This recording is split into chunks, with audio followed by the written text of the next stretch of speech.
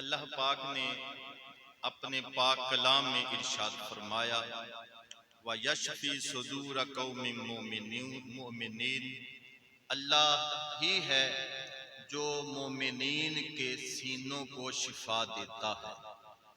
اللہ قادر مطلق ہے، حقیقی طور پر شفاؤں کی مالک ذات اللہ کی ہے، اور اللہ دیتا کسی دروازے سے ہے۔ قرآن کریم کے یہ جملے میں نے پچھلے جمعے میں بھی عرض کیے کہ اللہ شفا دیتا ہے، دیتا کسی دروازے سے ہے۔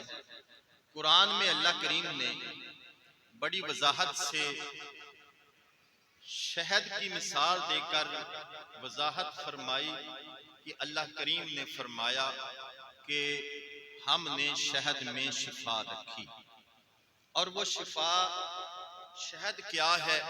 یہ مکھی کا براز ہے جس میں اللہ کریم نے شفائیں رکھ دی۔ قدرت نے اپنی قدرت کا اظہار کرنا چاہا، دنیا کو بتانا چاہا کہ دیکھو میں وہ قادر مطلق رب ہوں، چاہوں تو تمہارے لیے شفائیں مکھیوں کے براز سے پیدا کر ڈالوں۔ مکھی کتنی قیمتی چیز ہے، کتنی بڑی اعلیٰ چیز ہے۔ ایک وہ مکھی پھرتی ہے جس کو کوئی اپنے اوپر بیٹھنے نہیں دیتا، کھانے میں پڑ جائے، کھانا کھانے کو جی نہیں چاہتا، لیکن اللہ فرما رہا ہے ایک مکھی جس کا ذکر قرآن میں کر کے فرما رہا ہے کہ ہم ہیں نا کہ ہم نے اس کے براز میں شفا رکھ دی۔ وَأَوْحَى رَبُّكَ إِلَى النَّحْلِ أَنِ اتَّخِذِي مِنَ الْجِبَالِ بُيُوتًا وَمِنَ الشَّجَرِ وَمِمَّا يَعْرُشُونَ، فرمایا ہم نے اس کی طرف وحی کی، مکھی کی طرف اس کے دل میں یہ بات ڈالی، الہام کیا اس کی طرف کہ تو گھر بنا پہاڑوں پر، گھر بنا درختوں پر، گھر بنا مکانوں کی چھتوں پر۔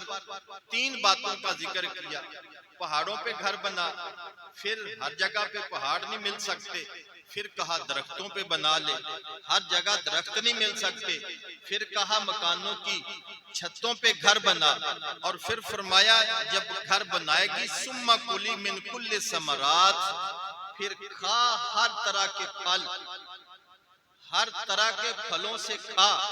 یہی وجہ ہے کہ یہ مکھی جب باغات میں داخل ہوتی ہے کوئی مالک اس کو روکتا نہیں ہے، کوئی اس پہ سپرے نہیں چھڑکتا، کوئی اس پہ دوائی نہیں چھڑکتا۔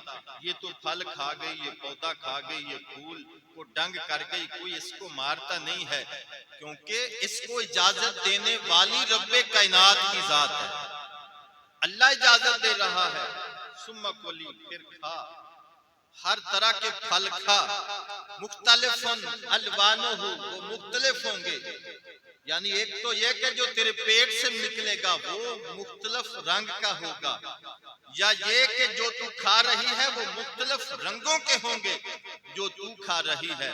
اور پھر فرمایا کہ ثم کلی من کل ثمرات فاسلکی سبل ربک ذللا یخرج من بطونها شراب مختلف الوانہ فیہ شفاء للناس، فرمایا جو تیرے پیٹ سے نکلے گا نا، فیہ شفاء للناس، جو تیرے پیٹ سے چیز نکلے گی وہ پینے والی چیز ہوگی، اور فیہ شفاء للناس، اس میں لوگوں کے لیے ہم نے شفا رکھ دی ہے، ہم نے اس میں لوگوں کے لیے شفا رکھ دی ہے۔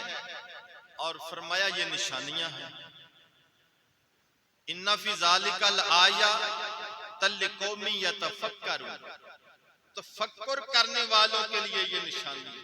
ذرا غور تو کر، وہ قادر مطلق ذات جو چاہے تو مکھی کے براز میں، جو مکھی کے پیٹ سے پیدا ہو اس میں شفائیں عطا فرما دے، یہ میرے رب کی قدرتیں ہیں۔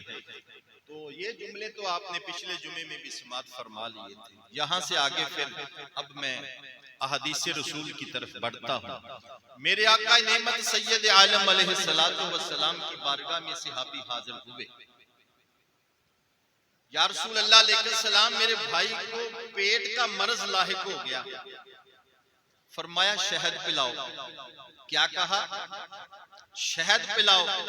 اس نے جا کر شہد پلایا. دوبارہ پھر حاضر خدمت ہوا. یا نبی اللہ علیہ السلام مرض زیادہ بڑھ گیا. حضور نے فرمایا شہد اور پلاؤ. کیا کہا؟ شہد اور پلاؤ. دوبارہ گیا اور شہد پلایا. حضور کی بارگاہ میں آیا تیسری مرتبہ. یا نبی اللہ علیہ السلام مرض اور زیادہ بڑھ گیا. فرمایا شہد اور پلاؤ. کیا کہا؟ شہد اور شہد پلاؤ اس کو. یا نبی اللہ مرض بڑھتا جاتا ہے. حضور نے فرمایا تیرے بھائی کا پیٹ جھوٹا ہے، اللہ کا قرآن سچا ہے. اللہ کا قرآن، کیونکہ اس میں جو شفا ہے وہ اللہ نے قرآن میں ذکر کی ہے، کوئی عام کسی قصے کہانی کی بات نہیں ہے. تو چوتھی مرتبہ پھر حاضر ہوا. یا نبی اللہ شہد کی وجہ سے شفا مل گئی. حضور نے فرمایا تم نے جلدی کر دی تھی. پہلی دفعہ پلایا، دوسری دفعہ پلایا، تیسری دفعہ پلایا. شہد نے اس کے پیٹ کو پہلے اس میں جو موجود غلط ذرات تھی اس کو خارج کرنا تھا، پھر اس نے شفا دینی تھی. تم نے جلدی کر دی تھی، ورنہ اللہ پاک نے قرآن میں فرما جو دیا ہے کہ شہد میں شفا ہے.